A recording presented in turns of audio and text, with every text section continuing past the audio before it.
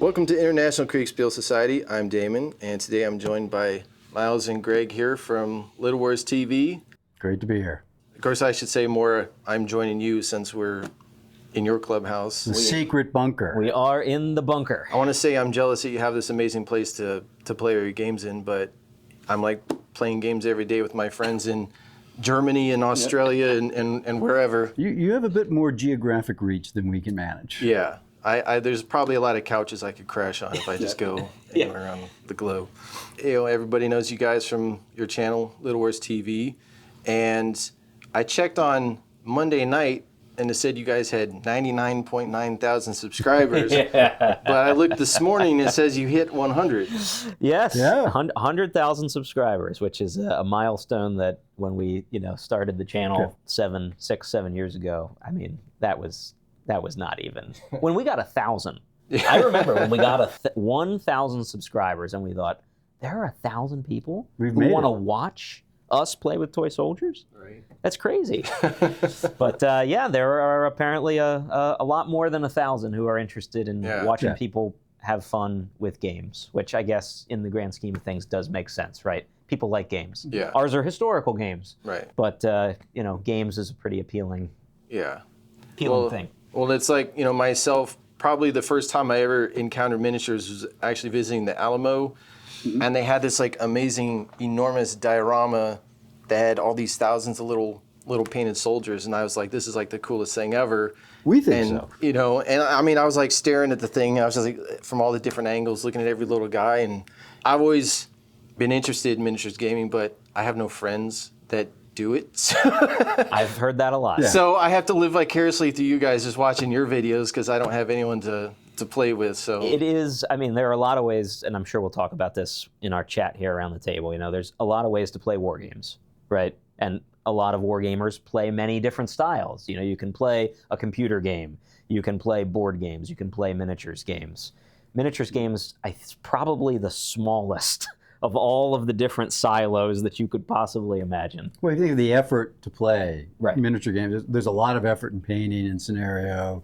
It's 3D, it looks great, but the prep to play ratio is pretty high, whereas computer game, you log on, or Kriegsspiel, which we'll talk about, makes it immensely accessible, both in terms of the play setup and even more importantly, access to other people who share the same interest. Right.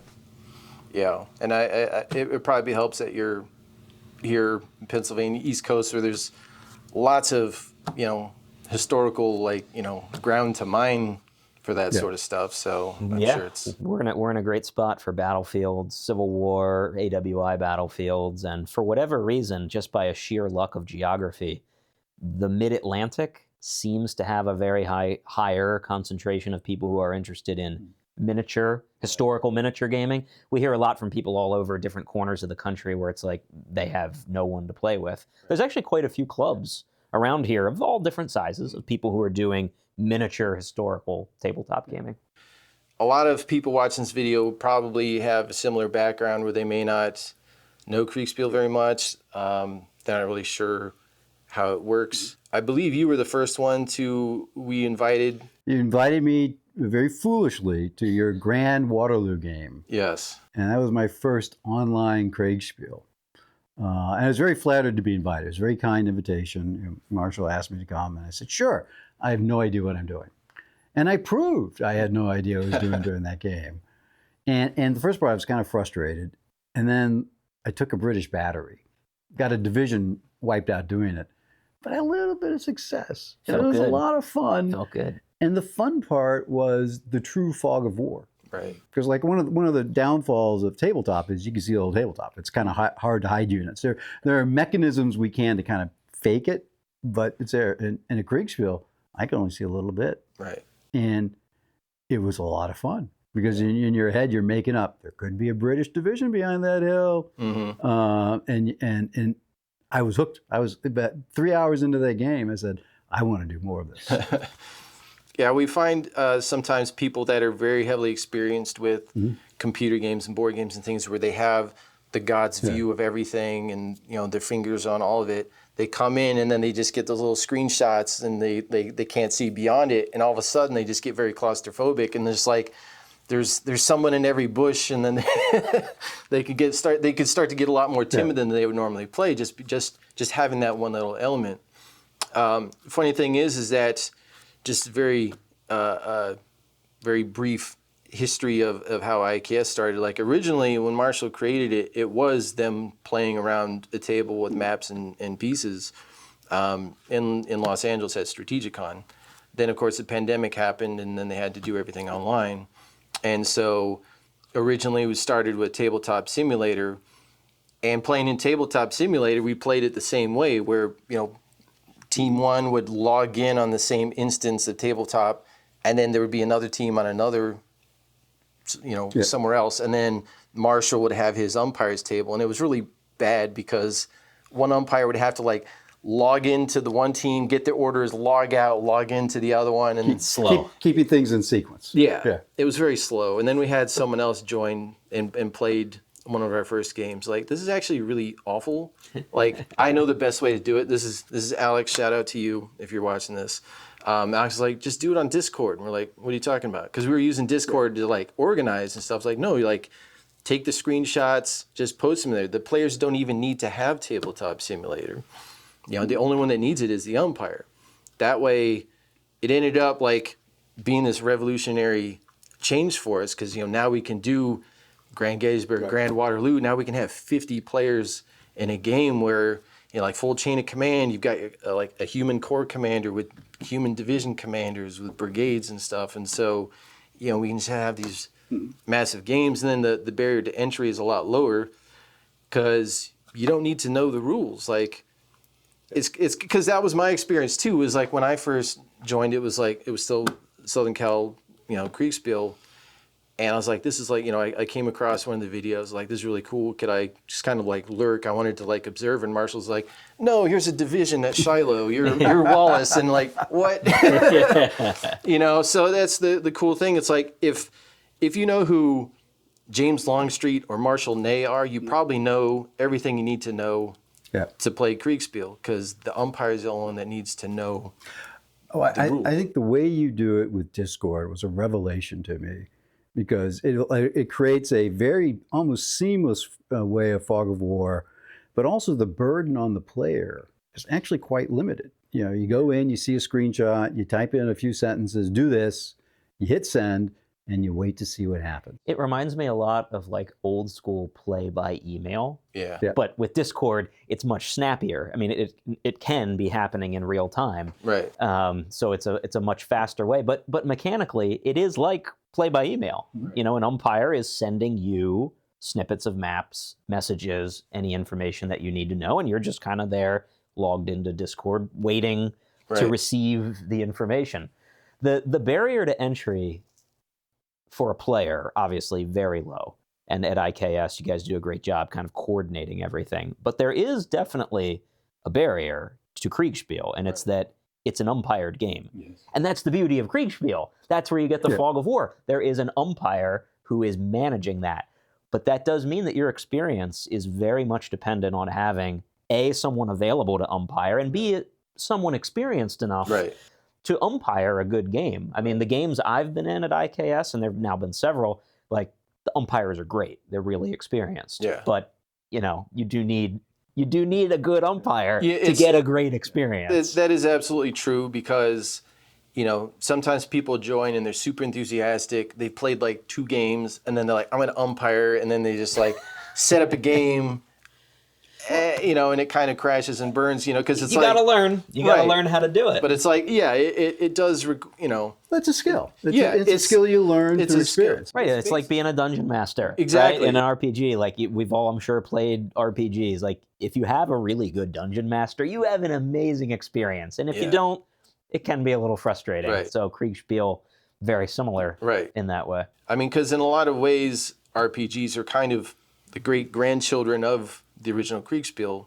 In some ways, it kind of feels like a military RPG if you really get into it, because you could just sit there and give like bullet point orders of this brigade to this brigade to that. I give narrative orders. Yeah, I tell the umpire that I'm lifting my saber, and you know, I like to get into the role playing. I'm very flamboyant. Well, my favorite Kriegsspiel games, I've done exactly that, where I commanded the Stonewall Brigade at Kernstown. Okay. And it was literally like I write over to the commander of the 33rd Virginia, and I'm like making up staff names because I don't have any. I'm like, Major Dingus, go over to the 33rd Virginia and like tell them to put skirmishers. And then I ride over to the battery and like, retreat by recoil. There'll be hell to pay if we don't. Yeah, that is a really fun part of it. Yeah. So I think the first game that I think you participated in was last year we did the 1862 Overland campaign. That was my first IKS game. Okay. Yes. So the premise of that was presuming that McClellan was not given permission to launch his Peninsula campaign and was forced to go at Richmond overland the way Grant eventually did in 1864. So now we have McClellan versus Joseph E. Johnston. And you came in as Stonewall Jackson. And I have to say I was really, really impressed with the way you played that, because in a lot of games where you have like a specific commander, like I know with Altar of Freedom, for example, you have like commander personalities and that sort of thing. So sometimes you have like, you might roll a die to see if they behave a certain way or whatever. And we didn't have any of that. We just like let you guys play as you play. Yet somehow I would say you managed to still pull off a very Jacksonian It's the role-playing campaign. part. It's the role-playing part, right? I mean, if you're told you're playing Stonewall Jackson, you get into it, right? Yeah. You play into it. You pulled off like half the Union Army chasing you, just marching circles around them, attacking them where they didn't expect it, and then it allowed Commander-in-Chief Ed, Joseph E. Johnston, to come up and those were win my a rather orders from decisive Ed. victory. So Before the campaign began, we had a fun, and that is a fun part of all these events. You always have a little planning session with your teammates where you're on Discord and you're kind of coming up with your master plan. Yeah. That's a fun part, because once the game starts, communication is limited. It's routed through the umpire, so you may not talk to. There are people who are on our team that I didn't talk to for the whole game. Yeah. That's one of the great parts about the Kriegspiel. I and love you get that. to send fake dispatches that get canceled. Yes. Miles is big on the fake dispatches. Yeah. He's big on deception. Yes. Well, the other great part about that is you spent all that time planning, coming up with your campaign plan based on what you thought that the Union would do. They didn't do that. And they didn't do it at all. They didn't do that. The best laid plans, right? I thought we weren't going to talk about that part. Yeah, right. They didn't do that at all. But you guys did a great job of adapting. It was that was a really fun event. After that experience, so, I've followed your channel for a while now. And so now, by the time this video comes out, you guys will have already released your video for Talavera, which you've implemented some I've stolen Kriegsspiel many elements. things from you guys to run the campaign. So like a lot of our battle videos, we've always wanted not just to line up and do the battle, but have the approach the battle. And so that give the players a little more decision framework. And so like Austerlitz video, we did that, but it was very hard to do because he had the smoke, the mist and all that. And we did a little bit of moving. But for Talavera, we said, let's do the day before. And we ran a mini Kriegspiel where I had the map and each player got little screenshots and the two armies had to approach one another. And they didn't know where the other ones were, and then they would see signs of them. And the players reacted really well. And there's a lot of confusion on the French side as to where the British were. The French came up with the strategy that was completely different from the historical battle. And the battle we actually set up to run was very different and very exciting. I thought it was a great battle. And it wouldn't have been possible without having that Kriegsspiel, which literally we ran for 3 hours, 4 or 5 days before the battle game itself. Yeah, I think that's a really nice way to marry old school, Kriegspiel with miniature gaming. Yeah. Because, like Miles said, his pre-game approach to battle was pretty quick. I mean, it only took a few hours, and it really helped set up a cool tabletop battle. But, you can walk that back as far as you want. Like we have done before in the club days of map level maneuver that might lead to a miniature game. So I love having that flexibility, of using the online Kriegspiel, but as much or as little as you need. If we had to do it again, I would do the Leipzig campaign. Yes. With the Kriegsspiel, because we created a recreation of a hex encounter map, and we had some dummy counters for some fog of war, but there wasn't a lot. But we would have a much fuller experience had we done it on the Discord and Tabletop Simulator. Fully umpired. Yeah, so like I don't think I'll ever build another physical map like that again, which was probably 30 hours of work. No way. Right. And then you got to store it. Whereas I can just copy your stuff, and it's literally minutes. Yeah.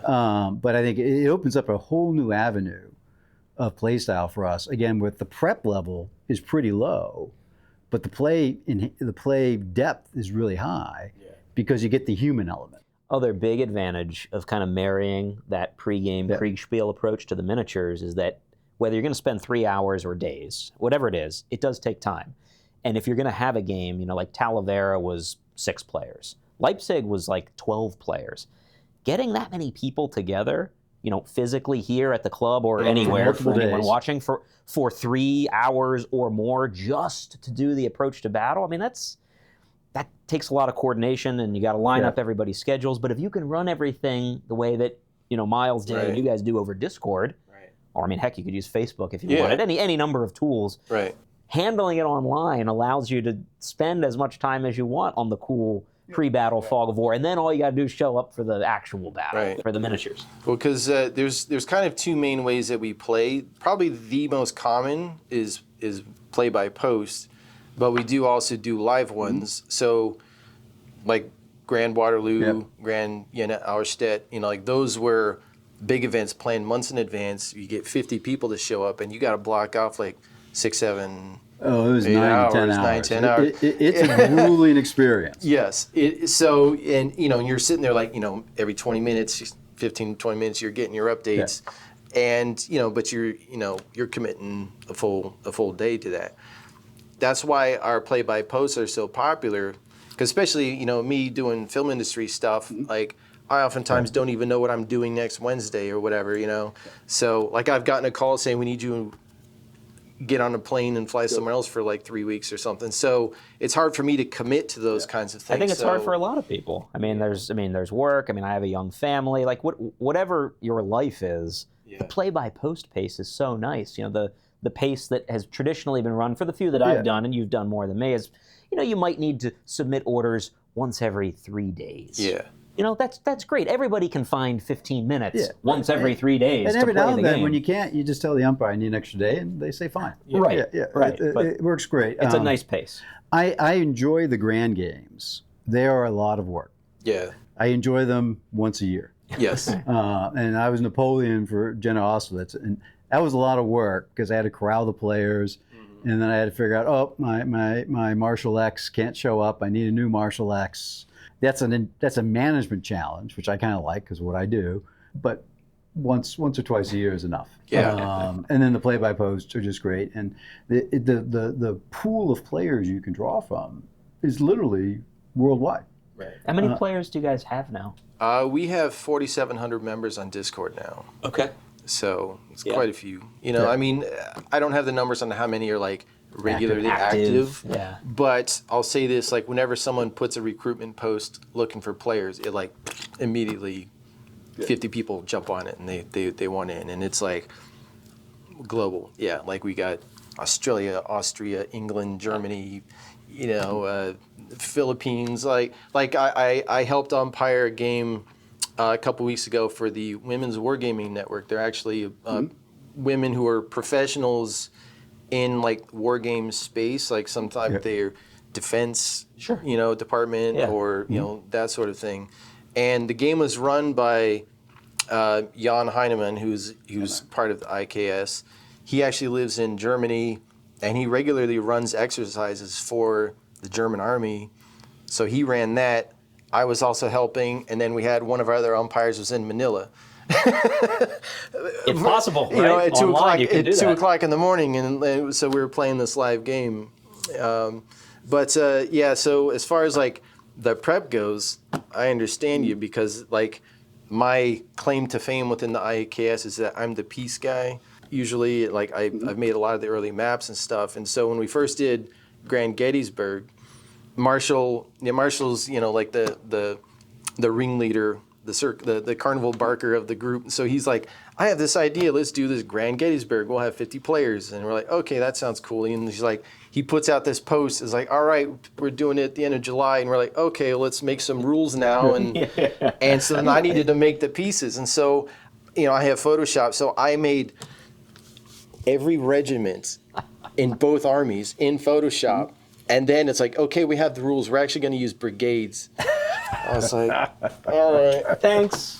So now they'll be useful for something else. So I had to remake all of them. So I taught myself how to write script in Tabletop Simulator.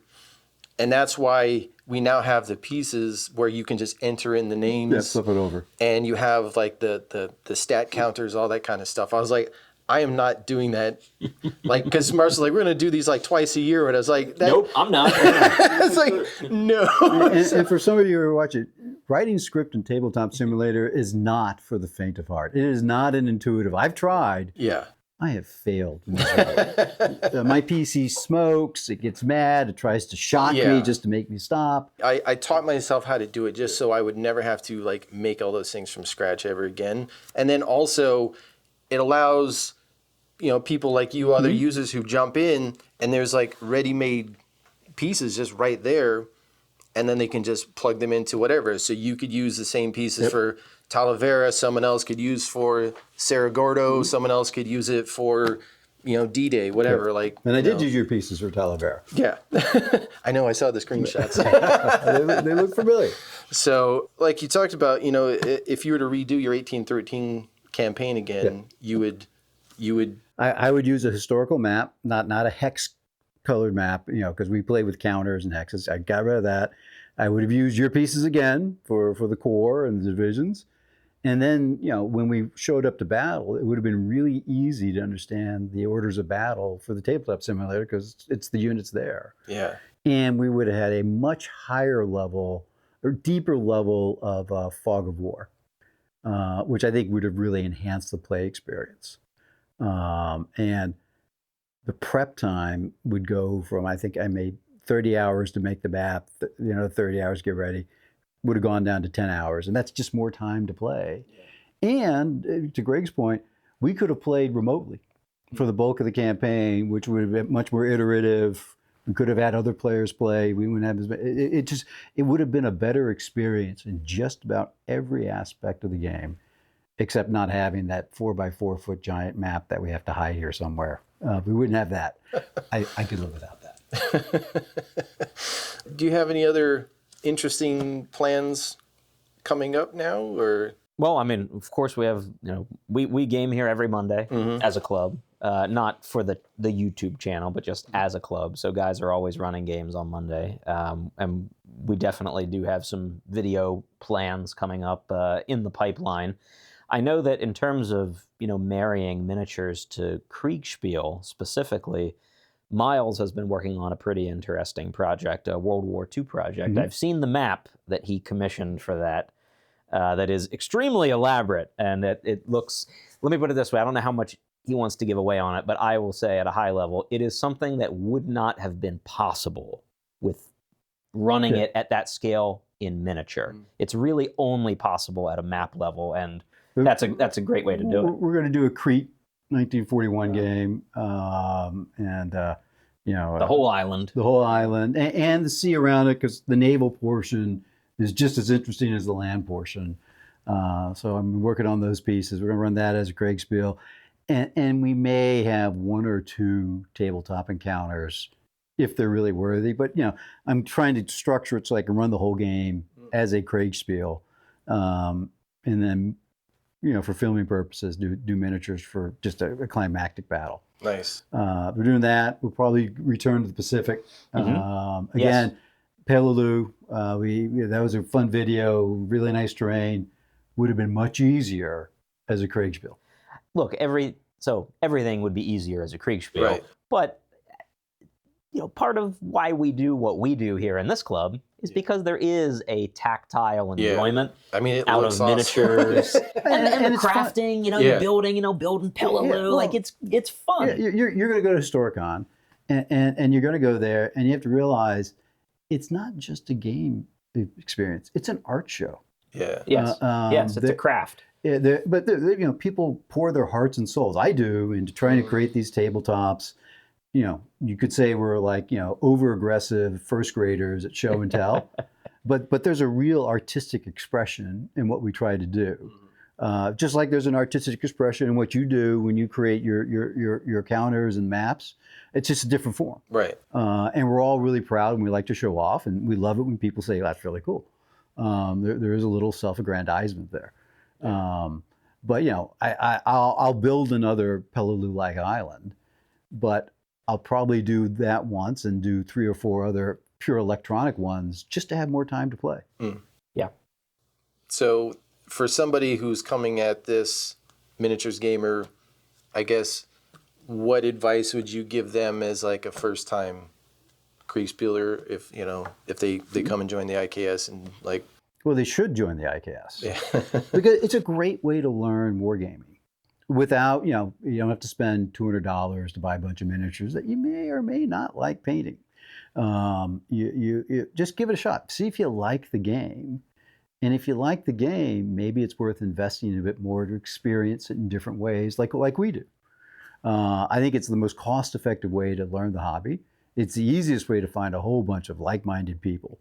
And it's a very welcoming community. You let me in, for God's sakes. You should have higher standards. But I'm very grateful for the ability to participate there. Yeah, I think it's the community you guys have built it's really fantastic. Miles has been a member of it longer than me, but for anybody watching who is a miniature gamer, this online Kriegsspiel, Discord Kriegsspiel, it's a great way to expand the hobby, to do high-level map operational stuff that allows you to then get to some interesting tabletop battles. And whether you're doing it with one of the pro umpires at IKS, or you're just, using the tools that you guys have already made publicly available among your friends, you can just download those maps and the pieces that you spent all that time creating. Those are available for people if they join IKS. So there's lots of ways to take advantage. And I mean, what a great way to expand what we can do with the hobby. Yeah. Awesome. Well, thank you guys for your time and for inviting us into your amazing clubhouse. Excellent. Well, we're gonna play the Kriegsspiel Cup later today. Yes, we are gonna actually play an in-person Kriegsspiel at the club. So I'm excited. Yeah, it'll be fun. Looking forward to it. Excellent. All right, thank you guys. Thank you.